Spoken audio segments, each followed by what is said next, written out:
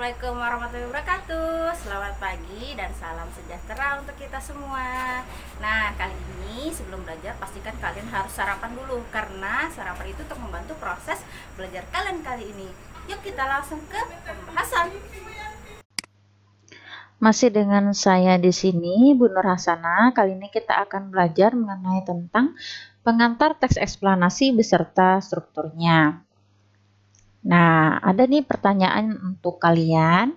Apakah kamu pernah melihat suatu kejadian atau peristiwa sosial di lingkungan kamu atau sebuah fenomena alam yang terjadi? Nah, pasti kita sudah melihat kan fenomena alam, terus kejadian-kejadian atau peristiwa yang kita alami di lingkungan sekitar kita. Nah, itu ada kaitannya dengan teks eksplanasi. Apakah kalian tahu teks eksplanasi itu? Yuk kita lanjut saja ya.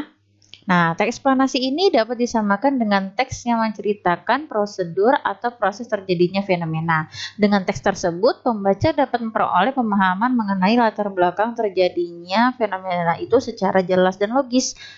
Teks eksplanasi itu menggunakan banyak kata dan pernyataan-pernyataan yang memiliki hubungan sebab akibat. Nah, namun sebab-sebab ataupun akibat-akibat itu berupa sekumpulan fakta menurut penulisnya.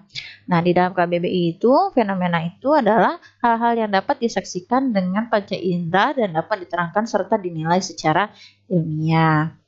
Nah, teks eksplanasi ini merupakan teks yang menjelaskan sebab akibat suatu fenomena, baik itu peristiwa alam, ilmu sosial, budaya, dan lainnya. Teks eksplanasi ini berisi fakta yang dapat menjawab pertanyaan tentang bagaimana dan mengapa suatu fenomena itu bisa terjadi.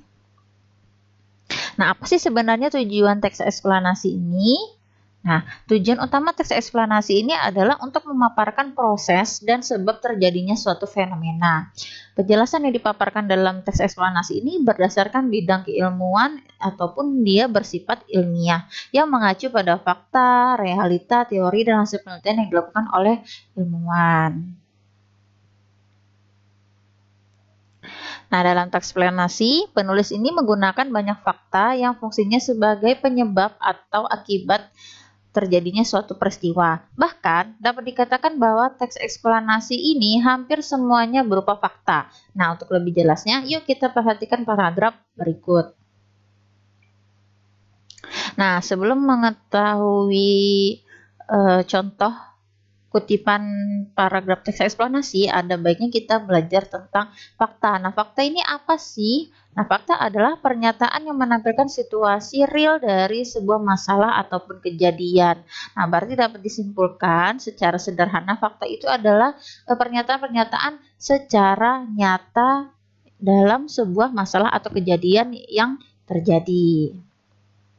Nah, ini contoh fakta dan contoh kalimatnya. Kondisi sosial ekonomi warga negaranya sangat jauh terbelakang. Kemiskinan menjadi pemandangan umum hampir melanda di seluruh pelosok negeri. Akan tetapi, ketika Kim Jong-dua, pemimpinnya itu meninggal, tak ada upaya penggulingan kekuasaan ataupun demonstrasi untuk menuntut perubahan politik di negerinya. Padahal peluang untuk itu lebih terbuka. Justru yang terjadi kemudian hampir seluruh warganya menunduk khidmat mengantar jenazah pimpinannya ke liang lahat. Nah, ini termasuk kalimat fakta yang ada di kutipan tersebut. Nah, jadi di sini dia menggambarkan bahwa kondisi sosial ekonominya ini warga negaranya walaupun terbelakang, mereka akan tetap melakukan mengantarkan jenazah pimpinannya ke liang lahat. Padahal dia bisa saja kan menggulingkan kekuasaan tersebut. Nah, terus selanjutnya ini juga ada contoh fakta, keterangan fakta dalam sebuah kalimat. Apabila kembali melihat kondisi warga di negeri ini, kemiskinan sangat akrab di pinggiran kota dan sudut-sudut desa di berbagai pelosok. Akan tetapi mereka jarang melakukan demonstrasi, hanya satu atau dua peristiwa. Justru yang jauh lebih getol melakukan hal itu adalah warga yang tinggal pusat-pusat kota yang secara umum mereka lebih makmur. Nah, jadi ini termasuk kalimat fakta karena berdasarkan sesuatu peristiwa yang sudah terjadi ya. Nah, sekarang kita belajar mengenai tentang struktur teks eksplanasi. Teks eksplanasi tersusun atas suatu struktur yang memudahkan kita dalam memahami isi teks. Adapun struktur teks eksplanasi ini adalah sebagai berikut. Nah, yang pertama, pernyataan umum. Nah, pernyataan umum ini berisi atau menjelaskan mengenai latar belakang dan tinjauan umum topik yang dapat berupa definisi, klasifikasi, sejarah, dan asal-usul. Bagian dalam teks ini berupa gambaran secara umum tentang apa, mengapa, dan bagaimana proses peristiwa alam itu bisa terjadi. Nah, contoh kutipannya kita bisa lihat. Kemiskinan adalah tingkat penghasilan masyarakat yang rendah sehingga tidak bisa memenuhi kebutuhan pokok sehari-hari, makan, tempat tinggal, pendidikan, dan yang lainnya. Umumnya, masyarakat miskin biasa tinggal di gubuk, kolong jembatan, bantaran kali. Tak jarang masyarakat miskin membangun sendiri rumah di atas tanah milik negara. Kemiskinan terjadi di seluruh dunia dan banyak negara berkembang yang mempunyai masalah ini, yaitu kemiskinan. Nah, jadi ini menjelaskan gambaran tentang kemiskinan yang terjadi di masyarakat. Nah, yang kedua ini ada yang namanya deretan penjelas. Nah, pada bagian ini berisi perincian proses atau sebab terjadinya suatu fenomena yang juga mencakup akibat dan dampak yang ditimbulkan. Nah, contoh kutipannya seperti ini. Kemiskinan terjadi sebab beberapa faktor. Salah satunya adalah keterbatasan kelengkapan pendidikan dan pemenuhan kebutuhan sehari-hari. Bangkrut, musibah, perbudakan, struktur sosial juga menjadi faktor penyebabnya. Struktur sosial dan perilaku menjadi dominasi faktor masalah kemiskinan. Perilaku konsumtif, gengsi, pengeluaran uang tidak sesuai dengan pemasukan juga termasuk.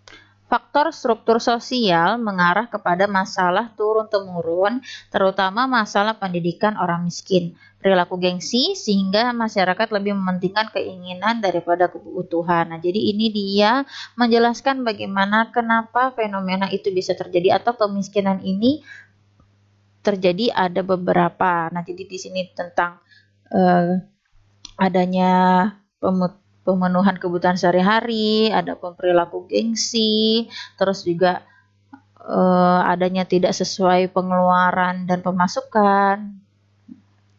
Nah, yang ketiga ini interpretasi. Bagian ini berisi penafsiran penulis mengenai topik dengan perspektif tertentu yang lebih luas dan menyeluruh, serta menjelaskan korelasi peristiwa yang menyertainya. Nah, jadi adanya kaitan ya. Nah, jadi di sini contoh kutipan, seharusnya di Indonesia tidak perlu ada kemiskinan apabila kita dapat dan mau menerima serta bersyukur terhadap apa yang kita miliki. Sifat-sifat buruk seperti yang disebut di atas harus kita hilangkan dan kerjasama pemerintah dan masyarakat sangat penting dalam menghilangkan kemiskinan di Indonesia.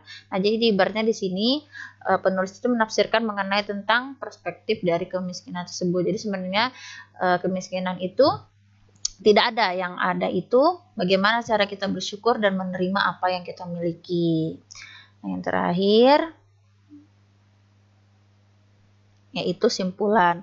Pada bagian akhir teks terdapat tanggapan penulis dalam menyikapi fenomena berupa pernyataan reflektif yang bersifat umum. Nah, jadi biasanya simpulan ini boleh ada, boleh tidak, tergantung dari si penulisnya. Nah, jadi di ini Ibu ada mengutip dari sebuah internet tentang agar masa depanmu lebih baik maka berusahalah mulai dari sekarang. Nah, jadi jika kalian ingin mendapatkan masa depan yang lebih baik maka berusahalah yang lebih baik dimulai dari sekarang, karena sesuatu yang baik itu tidak didapat dengan cara yang instan. Baiklah, materi kali ini sudah selesai. Terima kasih sudah menonton video ini. Semoga apa yang Ibu ajarkan tadi itu dapat diterima oleh kalian, dan semoga kita selalu bahagia, semangat terus dalam belajarnya. Jangan sampai kalian lupa bersyukur dan membantu orang tua. Bye bye. Jangan lupa like, comment, and subscribe channel sekolah.